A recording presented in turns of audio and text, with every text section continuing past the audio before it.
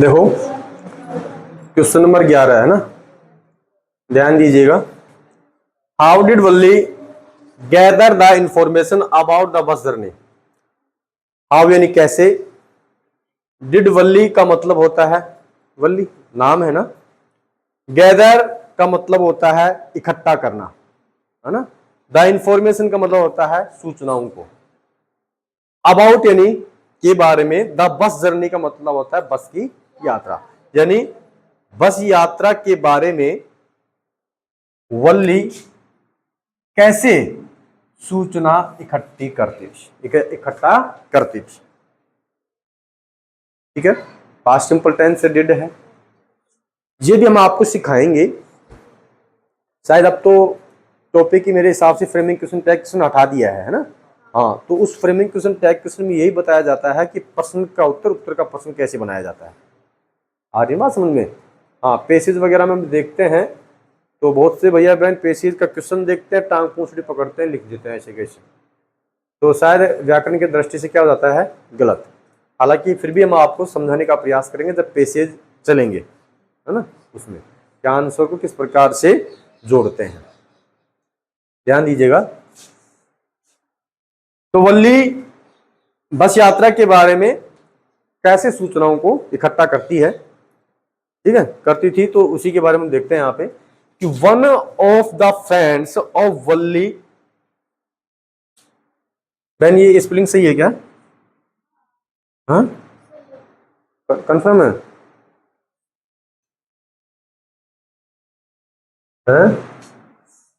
One of the friends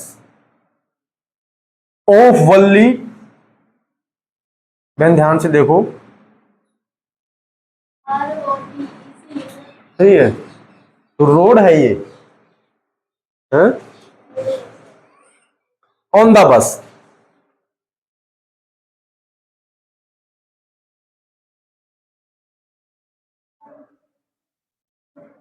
यानी one of the friends यानी मित्रों में एक, है ना, मित्रों में एक, ओ वल्ली यानी वल्ली, ऑन द बस। यहां पे रोड का मतलब क्या दे रखा है? अच्छा, सवारी करना, ओ क्या रोड दे दिया है। तो बस में वन ऑफ द फ्रेंड्स ओ वल्ली, वल्ली की एक जो सहेली है, ऑन द बस यानी बस में सवारी सवारी कर रही थी, ठीक है। सी डिस्क्राइब्ड वल्ली अबाउट, सी यानी उसने, डिस्क्राइब का मतलब वर्णन करना, है ना, या बताना। वल्ली यानी वल्ली अबाउट हर जर्नी यानी अपनी यात्रा के बारे में, इन ए डिटेल का मतलब क्या होता है, विस्तारित रूप से। मैनर का मतलब होता है तरीका, कहने का मतलब वह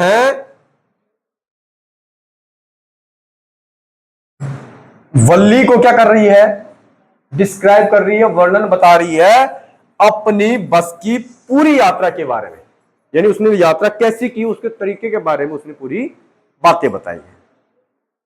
वल्ली had also been listening to conversation between her neighbours.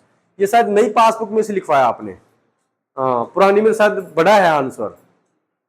ये समस्या हो गई है, फिर कैसे लिखवाया इसने इतना ही?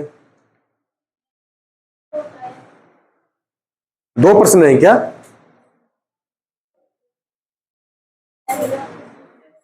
वल्ली हैड आल्सो बीन लिसनिंग यानी वल्ली ने अपने पड़ोसियों के बीच की जो कन्वर्सेशन है ना, बातचीत है, उनको ध्यान से सुनती है, ठीक है।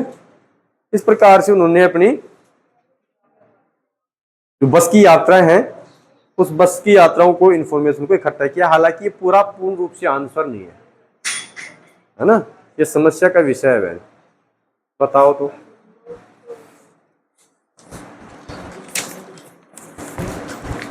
How did Valli gathers the information about the bus journey?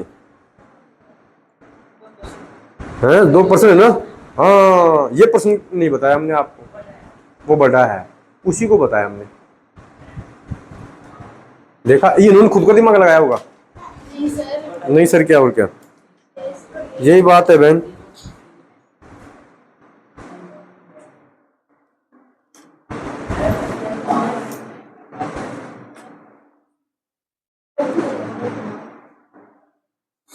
ये आंसर नहीं बहन, नहीं, गलत बात, ये आंसर नहीं है। ठीक है, बाकी कोई नहीं, अब आप लिख दिए हो, हालांकि पूर्व परीक्षा में आया हुआ है ये भी, लेकिन ये आंसर नहीं है ना। हमने ये बात आपको पहले कह दी थी कि दो क्वेश्चन है, क्या सेम है दोनों क्वेश्चन, है ना। आपको पता होगा बहन, जानबूझ के लिखे होगे, नहीं पता था, नहीं ईमानदार हो, कोई नहीं। तो ये इनमें से समझा दिया कि बस की यात्रा थी ना, वो वल्ली की एक सहेली है, उस सहेली ने सारी वृत्तांत बताई यात्रा के बारे में, शायद उसने यात्रा की होगी पहले पूर्व में, ठीक है। तो वो सब यात्राओं की जो कहानी थी वो सारी किसको बताई? वल्ली को, ठीक है। हाँ, और दूसरी बात, जो बस में उसके जो पड़ोसी थे ना, जो भी यात्रा करते थे, तो उनके पड़ोसी के बीच में जो कन्वर्सेशन होती थी, बातचीत होती थी, उनको सुनती थी और सूचनाओं को इकट्ठा करती थी। लेकिन ये आंसर इंपॉर्टेंट नहीं, ठीक है। चलो, कोई नहीं, अब समझा दिया है तो अच्छी बात है, काम आएगा, है ना। शुरुआत में हम तो कंफ्यूज हो गए थे कि बहन जी 2 ही लेन लिखी हो, ऐसा। चलो ध्यान दीजिएगा, राम सेज। अब देखो, ये नरेशन की कहानी आ जाती है, तो नरेशन की कहानी को हम आज समझाने का प्रयास करते हैं, ध्यान दीजिएगा।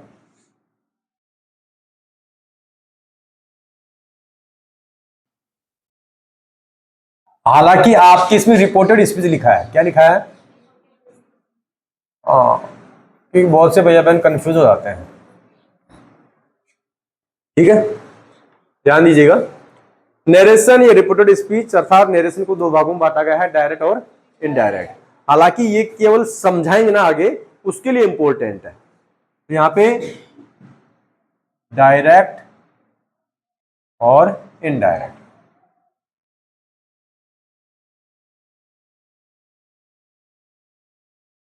ठीक है। डायरेक्ट का मतलब क्या होता है? प्रत्यक्ष, और इनडायरेक्ट का मतलब क्या होता है? अप्रत्यक्ष,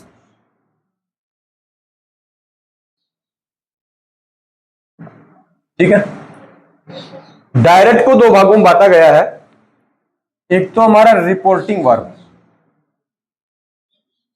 क्या है? रिपोर्टिंग वर्ब, और दूसरा है रिपोर्टेड स्पीच। हालांकि इसको समझने के लिए आप इसको RS के नाम से जान सकते हो और इसको RV, ठीक है। इसको रवि वर्मा के नाम से, इसको रवि शर्मा के नाम से, तो कंफर्म हो जाएगा। रवि वर्मा घर से बाहर रहता है और रवि शर्मा घर के अंदर रहता है। कहने का मतलब ये हमारा घर है, ये क्या है? घर है। अर्थात इन्वर्टेड कोमा के अंदर वाले सेंटेंस को हम क्या बोलते हैं? रिपोर्टेड स्पीच, ठीक है। और इन्वर्टेड कोमा के बाहर वाले सेंटेंस को बोलते हैं रिपोर्टिंग वर्ब। इस नंबर पे इस चीज को आप ध्यान रखोगे, ये कंफ्यूजन वाला विषय है। कभी आप रिपोर्टिंग स्पीच बोल दोगी, कभी रिपोर्टेड वर्ब बोल दोगी, हाँ उल्टा पुल्टा बोल दोगी, बाहर वाले को अंदर कर दोगे, अंदर वाले को बाहर कर दोगे, कभी रिपोर्टिंग वर्ब को अंदर कर दोगे, बाहर कर दोगे। इसलिए आपको समझाने के लिए हमने बोला है कि रवि वर्मा घर से बाहर और रवि शर्मा घर के अंदर, अर्थात रवि शर्मा का मतलब रिपोर्टेड स्पीच और इसका मतलब होता है रिपोर्टिंग वर्ब। अंडरस्टैंड? समझ में आई ना बात? इतना समझ में आया? इनका मतलब क्या होता है? नरेशन का मतलब होता है वक्ता, बोलने वाला, ठीक है। 2 भागों में डायरेक्ट और इनडायरेक्ट। डायरेक्ट को 2 भागों में, रिपोर्टिंग वर्ब और रिपोर्टेड स्पीच। रिपोर्टिंग वर्ब किसको बोलेंगे? इन्वर्टेड कोमा के बाहर वाले सेंटेंस को, और रिपोर्टेड स्पीच किसको बोलेंगे? अंदर वाले से। ये ध्यान रखना होगा आपको, क्योंकि बार बार फिर हम ये बोलेंगे रिपोर्टिंग वर्ब के सेंटेंस के अनुसार, रिपोर्टेड स्पीच के सेंटेंस के अनुसार, इस प्रकार से। तो फिर आपको समझना होगा कि रिपोर्टिंग वर्ब किसको बोल रहे हैं, रिपोर्टेड स्पीच किसको बोल रहे हैं।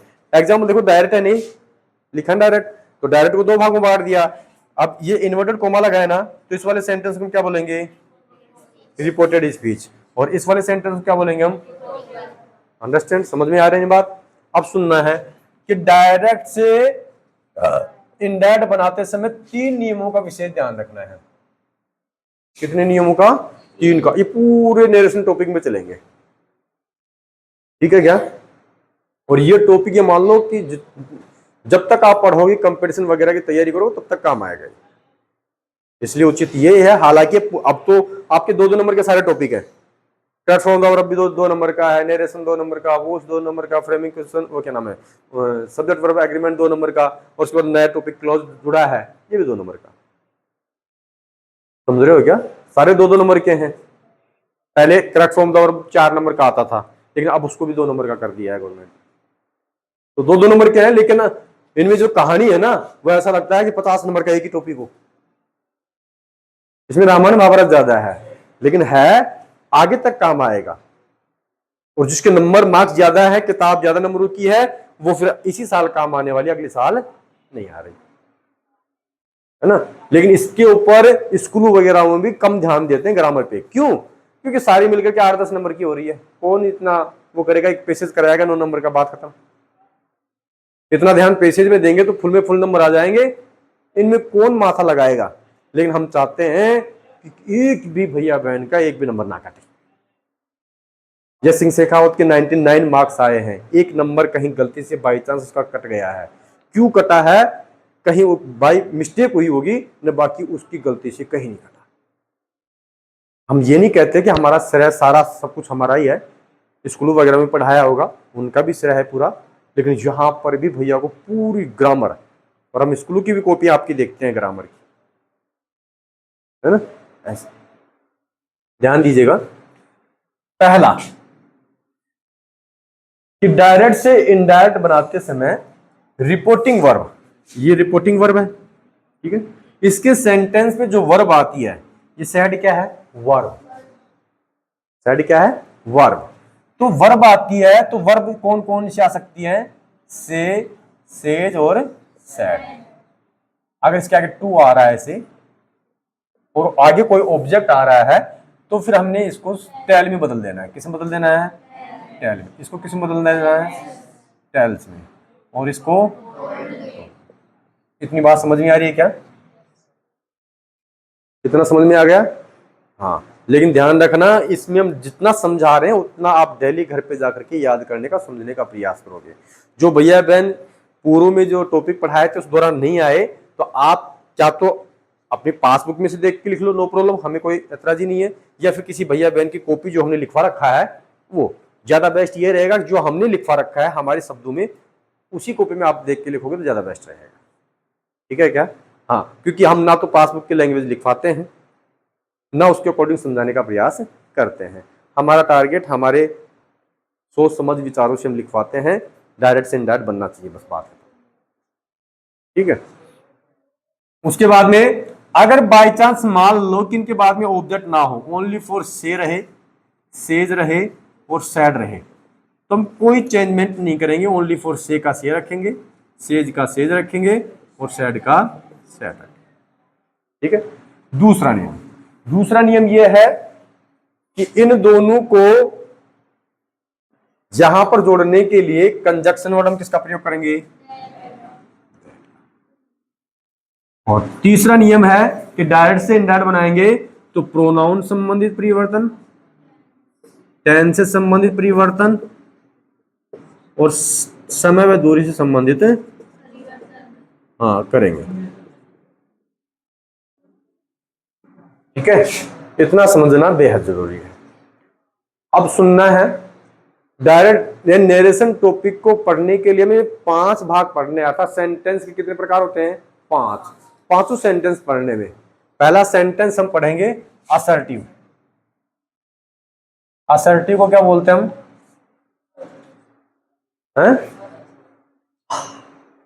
इंडेफिनेट को क्या बोलते हैं, सिंपल को क्या बोलते हैं,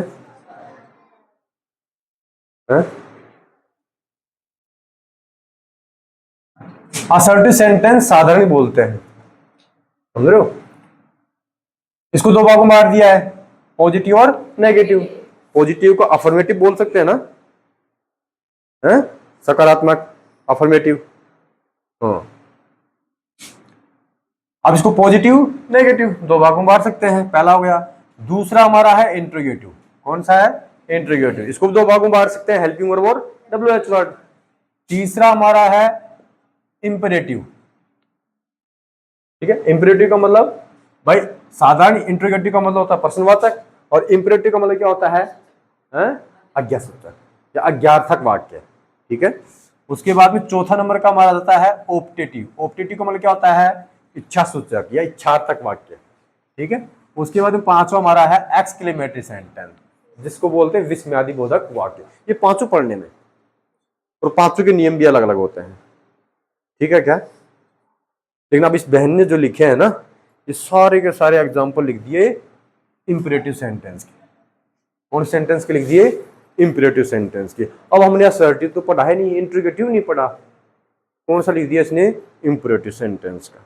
अगर हम नहीं समझाएंगे तो शायद ये बहन बोल देगी सर्जन खुद नहीं कौन आया, वो जब भी कौन बताया। हाँ, हो सकता है शायद ये हम समझाएं आपको तो समझ में ना आए। क्यों? क्योंकि हमने अभी तक ये नहीं समझे हैं, समझ रहे हो ना, लेकिन फिर भी हम प्रयास करते हैं समझाने का। तो देखिएगा, इनके नियम सबके अलग अलग हैं। वर्तमान में हम कौन से नियम बता रहे हैं? ओनली फॉर असर्टिव सेंटेंस के बता रहे हैं। किसके बता रहे हैं? असर्टिव के। अब हम बात करते हैं इंपेरेटिव सेंटेंस। इंपेरेटिव सेंटेंस को समझने की दृष्टि से 5 भागों में बांटा है। कितने भागों में बांटा है? 5 भागों, जिसमें हम बात करते हैं पहला, ये वीडियो लंबा हो जाता है ना, देखेंगे सोचेंगे आजकल ना रील वाला सौदा ज्यादा देखते हैं इसे।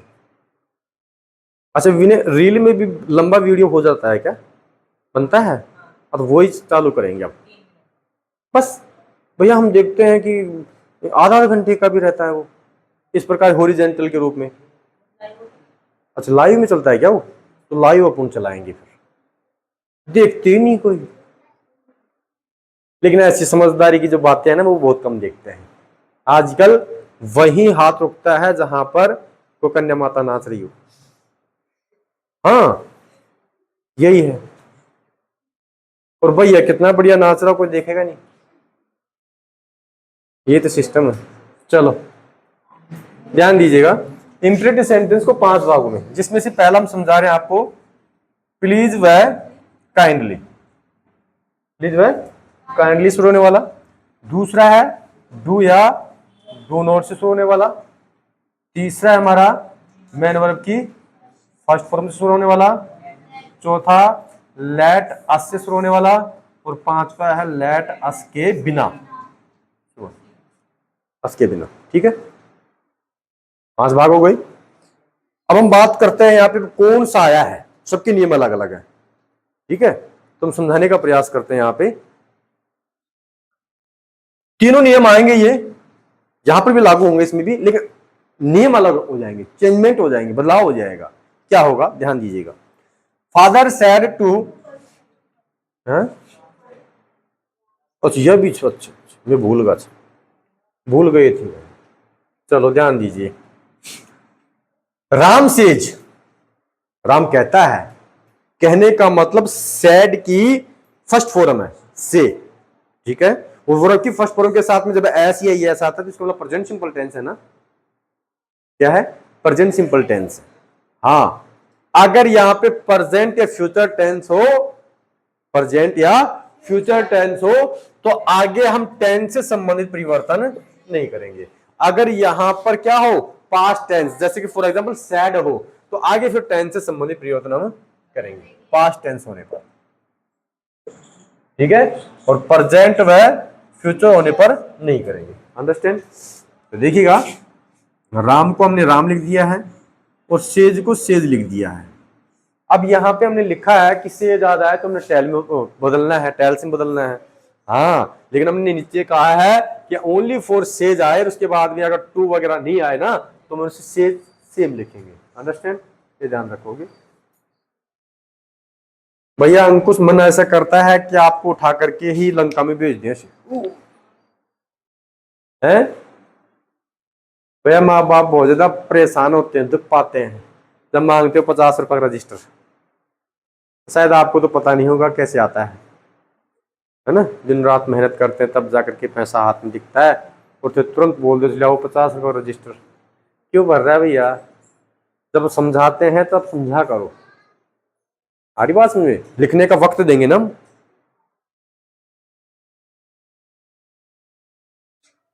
वो कहते हैं कि मोर को वहीं पुकारना चाहिए जहां बादल बरसे, न तो मोर बावला, है ना? हमें भी वहीं बोलना चाहिए जहां आप हमें समझने का प्रयास करो या सुनने का प्रयास करो, नहीं तो हम क्या है, बावले,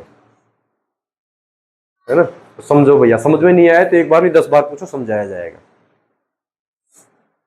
ध्यान दीजिएगा, राम सेज अंडरस्टैंड। उसके बाद में अब हमें यह समझना है कि वैसे तो कोई किसी प्रकार का विशेष चेंजमेंट करने की आवश्यकता नहीं है ना? चिल्ड्रन लाइक टू प्ले, बच्चे खेलना पसंद करते हैं, बच्चे खेलना पसंद करते हैं। साधारण सेंटेंस है, नो प्रॉब्लम। कंजक्शन वर्ड आपको दैट लगा देना है, यहाँ पे क्या लगा देना है, दैट। उसके बाद में सेम सेंटेंस को राइट कर देना, CHILDREN, चिल्ड्रन लाइक टू। ठीक है, next, father said to Swami get up, यानी फादर ने किसको कहा, स्वामी को, क्या कहा, उठ जाओ। गेट अप का मतलब क्या होता है, उठ जाओ। ये स्वामी को फादर ने आदेश दे दिया ना, क्या दिया है, आदेश, उठ जाओ, गेट अप। गेट वर्ब है ना, वर्ब है ना, और मेन वर्ब की क्या है, ये फर्स्ट फॉर्म। अंडरस्टैंड? तो हमने इसके रूल और रेगुलेशन फॉलो करने। अब इसके नियम क्या है, नियम बताते हैं। पहला नियम कि अगर यहां पे वर्ब आती है तो उस वर्ब को रिपोर्टेड स्पीच के सेंटेंस के भाव के अनुसार चेंज करेंगे। भाव कौन सा है, आदेश का। किसका भाव है, आदेश का। तुम क्या कर देंगे, फादर, ORDERED, ऑर्डर्ड। ठीक है, फादर ऑर्डर्ड, उसके बाद में स्वामी, SWAMI। ठीक है, और यहां पे कंजक्शन वर्ड, अब हमें यहां पे दैट का प्रयोग नहीं करना है, यहां पे कंजक्शन वर्ड टू का प्रयोग करना है। किसका प्रयोग करना है, टू, और उसके बाद में गेट अप। बहन कहीं कोई डाउट हो तो मुझे बोल देना तुरंत, ठीक है? सही है ना दोनों? माला में देखो, हाँ, क्योंकि दूसरे भैया बहन भी हमें देखेंगे, सुनेंगे, गलत समझाएंगे तो फिर गलती कमेंट्स करेंगे, सर जाने खुद नहीं कौन आवत, है ना? तो क्लैरिफाई करते रहो, और फिर क्लैरिफाई आप करोगे ना तो फिर मैं आपको बताने का प्रयास करूंगा यहाँ पे। ठीक है, ध्यान दीजिएगा आगे। ही सैड, सही चीज है बहन जी, हमें बताओ थोड़ा बहुत, सही है गलत है, हैं?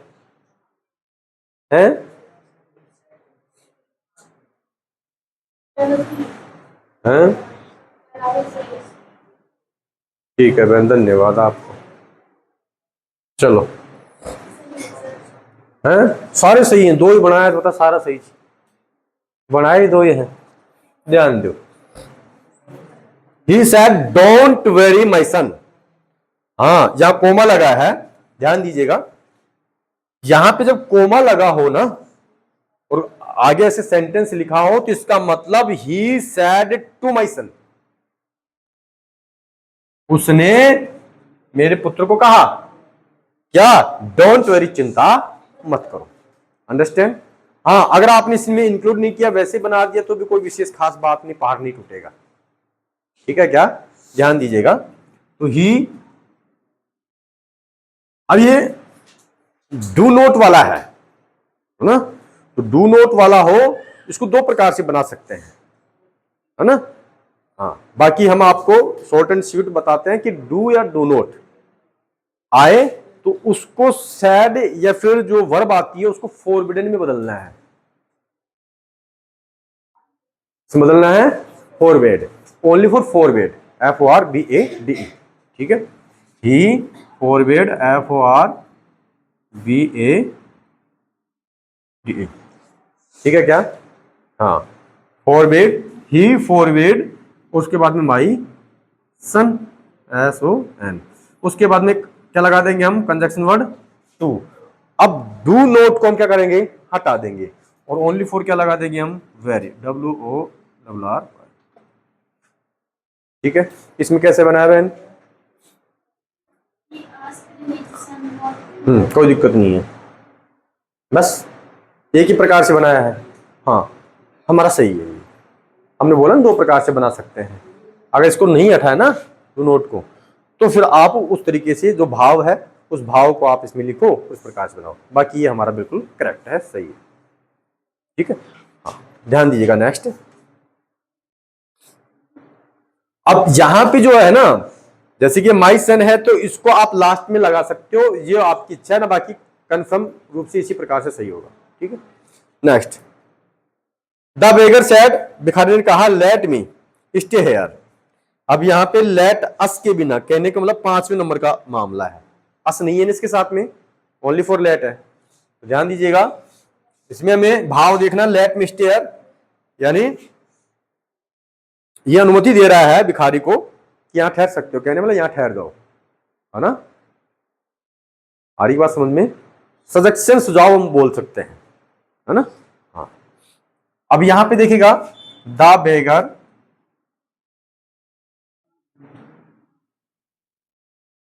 अब देखिए इसके बाद में कोई ऑब्जेक्ट नहीं है, ऑब्जेक्ट नहीं है ना, लेकिन यहां पर हमें भाव को देखते हुए चेंजमेंट करना होगा। ठीक है, तो यहां पे हम लिख देंगे सजेक्टेड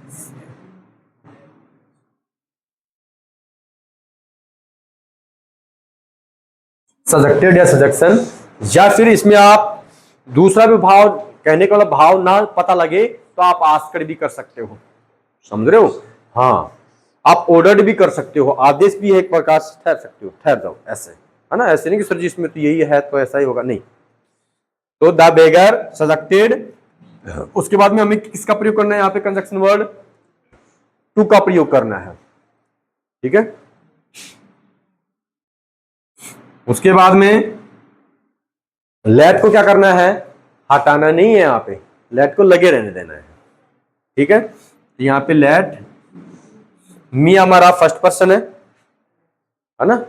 सब्जेक्ट के अनुसार सब्जेक्ट बेगर है, अगर लड़की है तो फिर हमें हर का प्रयोग करना होगा, लड़का है तो हिम का प्रयोग करना पड़ेगा। ठीक है, तो वो आपकी इच्छा है, हिम भी लिख सकते हो और हर भी लिख सकते हो। और उसके बाद में स्टे, हेयर को आप देयर में बदल सकते हो अगर बदलना चाहो तो, है ना? और हाँ, अगर आपने मी स्टे हेयर आपने लिख दिया है तो उसमें भी कोई ज्यादा विशेष गलती वाला मामला नहीं रहेगा। ठीक है, बताओ बहन जी, यहां तक कोई दिक्कत है तो क्या बनाया इसमें? है जी, द बेगर, हाँ कोई दिक्कत नहीं है, रिक्वेस्ट कर लिया है। To let him stay there, there लिखा है ना? हाँ, तो यहाँ पे हिम मतलब हर भी आप कर सकते हो, ऐसे नहीं है। पहले के जमाने में पुरुष ही भिखारी रहते थे, महिला भी है फिलहाल में। हम मांगती है ना पीड़ा चोला पहन करके, 5-7, 2-3 उग्र में गया, 2-3 उग्र में रहा, एक साथ इकट्ठा करके बोलेरो गाड़ी में ले जाओ। देखा आपने ऐसा है? हाँ, और ये और श्राप दे जाते हैं, क्या तो 10 किलो 5 किलो 5.25 किलो दो न, तेरा तेरे कहीं राख, श्राप लगेगा तुम्हें, है? ऐसे बोल जाते कहीं। और अगर प्याली में ले आ दिया ना, आज नहीं लेके जाएंगे। चलो,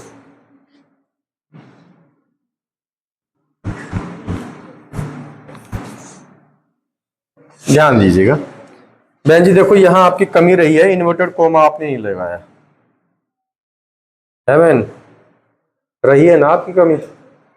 चलो, डोंट, फिर से हम फोर बेड का प्रयोग करेंगे, इसमें नहीं बनाया होगा फोर बेड का, लेकिन रूल है, नियम है ये।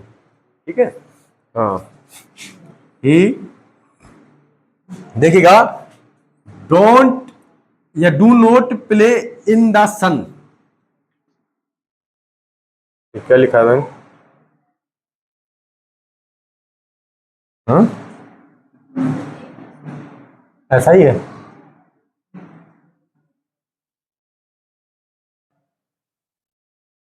धूप में मत खेलो, ऐसा है।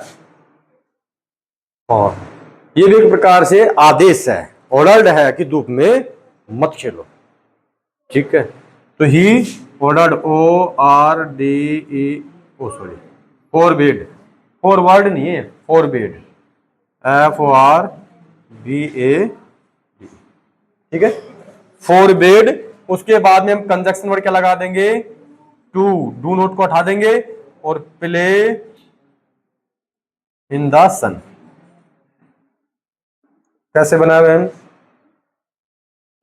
यही है। अब इसमें फॉरबिड क्यों किया है, इनको दम खाने वाला कोई होना चाहिए। यहां पर फॉरबिड किया है ना हमने, डू नोट यहां पर भी लिखा है, तो यहां पर भी फॉरबिड कर देना चाहिए था इनको, है कोई दिक्कत नहीं है, दोनों तरीके से क्या है ये सही है। अब किसी भैया बहन को समस्या है क्या, यहां तक नहीं है ना। हाँ सुनो, ये शायद हो सकता है आपको कम समझ में आया हो, क्योंकि रूल और रेगुलेशन आपने नहीं सीखे इसके, लेकिन हम आपको केवल इतना बोल रहे हैं कि ये जितना आपको बताया ना कि नरेशन, डायरेक्ट इनडायरेक्ट, दो भागों में, उसके बाद में ये, यहां तक के नियम आपको याद होने चाहिए। ठीक है क्या, क्वेश्चन की हिंदी केवल क्वेश्चन का आंसर तो आप याद करवाना ही है, लेकिन आपने बहुत अच्छा फॉर्मूला अपनाया है कि तुरंत याद कर देंगे, तुरंत सुना देंगे, है ना। कल वो ही लिखोगे बड़ा वाला ही।